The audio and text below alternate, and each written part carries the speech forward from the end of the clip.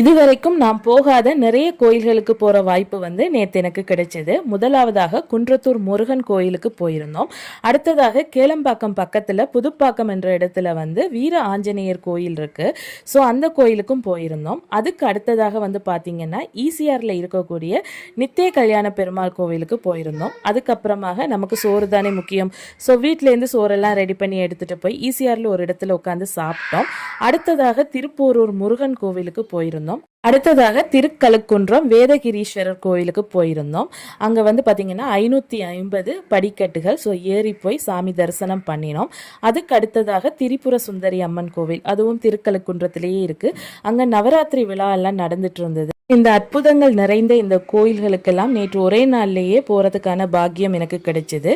So உங்கள் எல்லாருக்காகவும் நான் சாமி தரிசனம் பண்ணியிருக்கேன். இந்த கோயில்களுக்கெல்லாம் யார் யார் போயிருக்கீங்க அப்படிங்கிறத கமெண்ட்ல சொல்லுங்கள்.